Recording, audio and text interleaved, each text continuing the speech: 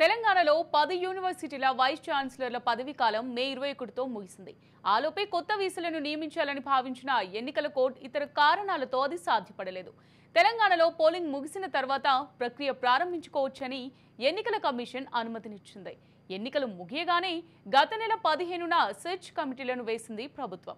ఎన్నికల స్కెడ్యూల్ రాకముందే నోటిఫికేషన్ వేసి వీసీ పోస్టులకు దరఖాస్తులు కూడా తీసుకుంది.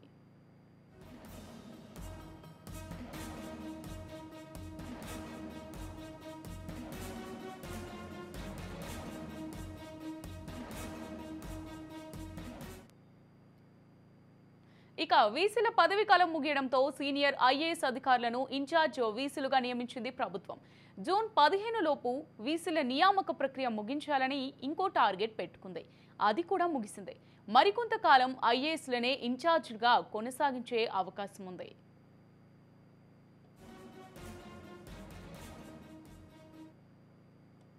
తెలంగాణ 10 యూనివర్సిటీలకి కొత్త వీసీలు ఎప్పుడు? ఎందుకంటే ప్రభుత్వం పెట్టుకున్నటువంటి టార్గెట్ జూన్ 15th కూడా అయిపోయింది. ఇంతకుముందు ఉన్న దాని ప్రకారం ఎన్నికల షెడ్యూల్ వచ్చింది, మనకు టైం దొరకలేదని చెప్పేసి ఇన్ఛార్జ్ వీసీలుగా ఐఏఎస్ని అయితే నియమించడం జరిగింది. ఆ తర్వాత ఒక్కసారి మనకు రీఓపెన్ జరిగేటంటే మనకు కాలేజెస్కి సంబంధించి కానీ యూనివర్సిటీకి సంబంధించి కానీ అకాడమిక్ ఇయర్ స్టార్ట్ అయ్యేలోపు అంతా జరిగిపోవాలన్నది ప్రభుత్వం ముందుగా అనుకుంది. కానీ ప్రస్తుతం ఆ పరిస్థితి ఎక్కడా కనిపించట్లేదు. మామూలుగా అయితే సెర్చ్ కమిటీలు ఎప్పుడో వేసింది. సెర్చ్ కమిటీలకు సంబంధించి ఒక్కొక్క యూనివర్సిటీకి 3 పేర్లను సిఫార్సు చేస్తాయి. ఈ 3 పేర్లను గవర్నర్కి పంపిస్తే అందులో ఒక పేరును గవర్నర్ సెలెక్ట్ చేయడం అనేది ఆనవాయితీగా వస్తుంది. ఈ గవర్నర్ సెలెక్ట్ చేసేటువంటి పేరు కూడా ప్రభుత్వమే ముందు ఆ పేరేంటో కూడా చెప్పి పంపుతుంది. సో ఓవరాల్గా చూసుకుంటే ఈ ప్రక్రియ కొనసాగాలంటే ప్రస్తుతం ఉన్నత విద్యా మండలికి సంబంధించినటువంటి కమిటీయే మారాల్సినటువంటి పరిస్థితి ఉంది. అంటే ఎవరైతే ఆ టీం ఉందో ఉన్నత విద్యా మండలికి సంబంధించినటువంటి టీంలోనే మార్పులు చేర్పులు చేయాలి అంటున్నారు. సో ఆ టీం ఎప్పుడు మారాలి, వాళ్ళు సెర్చ్ కమిటీలోకి సంబంధించి ఎప్పుడు ఒక రిపోర్ట్ తయారు చేయాలి, ఆ రిపోర్ట్ ఎప్పుడు గవర్నర్కి వెళ్ళాలి, గవర్నర్ ఎప్పుడు పేరు సిఫార్సు చేయాలి, అసలు ఈ ప్రక్రియ అంతా జరుగుతుందా? ప్రస్తుతం ఆల్రెడీ అకాడమిక్ ఇయర్ స్టార్ట్ అయిపోయింది. ఆల్రెడీ విద్యార్థులందరూ కూడా వారి విశ్వవిద్యాలయాల బాట పట్టారు. అక్కడ చూస్తే ఇన్ఛార్జ్ వీసీలు ఉన్నారు. ఆ ఇన్ఛార్జ్ వీసీలకు సంబంధించి వాళ్ళు ఐఏఎస్లుగా ఉన్నారు. దట్ టు బి చాలా కీలకమైనటువంటి పోస్టుల్లో ఉన్న ఐఏఎస్లను తీసుకొచ్చి ఇక్కడ పెట్టడం జరిగింది. వాళ్ళకే తలమూనికలైనటువంటి పనిలో ఉన్నారు. వాళ్ళు వచ్చి యూనివర్సిటీలు వీసీల బాధ్యతలు నిర్వహించడం కష్టం. ఈవెన్ విద్యార్థులు తమకేమైనా సమస్య ఉంటే వెళ్ళి వీసీల్ని కలవాలంటే కూడా కలవలేని పరిస్థితి ఉంది. ఇప్పుడు ఉన్నటువంటి రిజిస్ట్రార్స్కి సంబంధించి కూడా చాలా చోట్ల ఉన్నారు, చాలా చోట్ల కంటిన్యూ చేస్తున్నారు. అంటే గత ప్రభుత్వం మీద ప్రస్తుతం ఉన్నటువంటి ప్రభుత్వం చేసిన ఆరోపణలు ఏంటంటే యూనివర్సిటీని మొత్తం నిర్వీర్యం చేసేసారు. వీసీల నియామకం చేపట్టలేదు, రిజిస్ట్రార్ల నియామకం చేపట్టలేదు, అధ్యాపకుల నియామకం జరగలేదు, ప్రొఫెసర్ల నియామకం జరగలేదు, ఎక్కడ ల్యాబ్ ఫెసిలిటీస్ లేవు, ఆ యూనివర్సిటీకి ఇవ్వాల్సినటువంటి నిధులు ఇవ్వలేదు, చాలా ఇబ్బందులకు గురి చేస్తుంది అని చెప్పేసి గత ప్రభుత్వం మీద ప్రస్తుతం ఉన్నటువంటి ప్రభుత్వం చెప్పినమాట.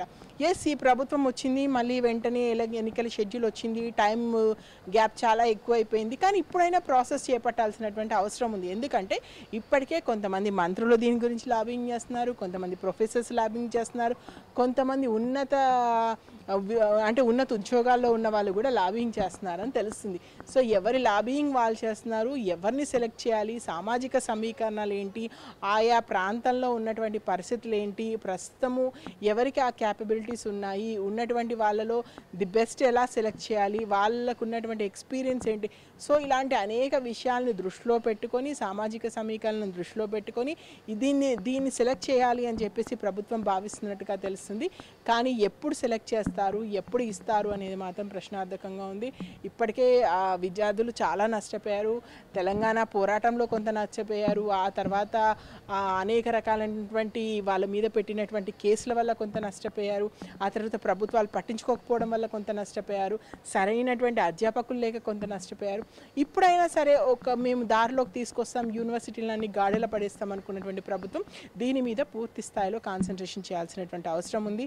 వీసీలు లేకుండా వాళ్ళకి నిధులు ఇవ్వకుండా అక్కడ ఉన్నటువంటి సమస్యలు సాల్వ్ అయ్యేటువంటి పరిస్థితి లేదు. ప్రతి యూనివర్సిటీలో కుప్పలు తెప్పలుగా సమస్యలు అయితే దర్శనమిస్తున్నాయి. వాటిని 1 by 1 చేయాలంటే ఉన్నత విద్యామండలి టీం మారాలి, సెర్చ్ కమిటీలకు సంబంధించి రిపోర్ట్ రావాలి, ఇదంతా ప్రాసెస్ అంతా జరగాలి, వీసీల నియామకం జరగాలి. అండ్ చాలా ఖాళీలు ఉన్నాయి, దాదాపు 60% ఖాళీలు ఉన్నటువంటి యూనివర్సిటీలు కూడా ఉన్నాయి కాబట్టి అవన్నీ ఫిల్ చేయాలి. సో చాలా యూనివర్సిటీలకు సంబంధించి చాలా పనులు అయితే ప్రస్తుతం ఉన్నటువంటి గవర్నమెంట్ ముందు పెండింగ్లో ఉన్నాయి. మరి ఇవి ఎంతవరకు చేస్తారు, ఎంతవరకు విద్యార్థులకు సంబంధించి వాళ్ళకి న్యాయం చేసేటువంటి పని చేస్తారో చూడాలి. మొత్తానికైతే విద్యార్థులు ఇంకా ప్రొలాంగ్ చేస్తూ వెళ్తే మళ్ళీ మేము బయటకు వస్తాం, మళ్ళీ మేము నిరసనలు చేస్తాము, మరొకసారి ఉద్యమం చేస్తామని చెప్పేసి ఉద్యమం బాట పడతారు. మన తెలంగాణకు సంబంధించి విద్యార్థులు చాలా ఉడుకునెత్తరే కాదు, వాళ్ళలో విప్లవ భావాలు చాలా ఎక్కువగానే ఉంటాయి. కాబట్టి మళ్ళీ వాళ్ళ అకాడమిక్ ఇయర్ని ఇబ్బంది పెట్టే విధంగా కాకుండా చాలా సాధ్యమైనంత త్వరగా వీసీల నియామకం జరిగితే మిగతా పనులన్నీ కూడా ప్రాసెస్ అంతా టకటక చకచగా నడిచేటువంటి అవకాశం ఉంది. యూనివర్సిటీని బలవర్ధకంగా చేస్తే యూనివర్సిటీలకు సంబంధించి ఇవ్వాల్సిన నిధులు, ఇవ్వాల్సిన గ్రాంట్స్ అన్నీ కూడా సకాలంలో ఇచ్చి వాళ్ళకు కనీస సౌకర్యాలన్నా కల్పించగలిగితే రేపటికి సంబంధించి అంటే ఇప్పుడు విద్యార్థులు చక్కగా చదువుకుంటారు, వాళ్ళ భవిష్యత్తును తీర్చిదిద్దుకోగలుగుతారు. అనవసరమైనటువంటి సమయం అయితే వాళ్ళకు వృధా కాకుండా ఉంటుంది. చూడాలి ఎంతవరకు ప్రభుత్వం దీని మీద కాన్సన్ట్రేషన్ చేస్తుందో. Vote studio.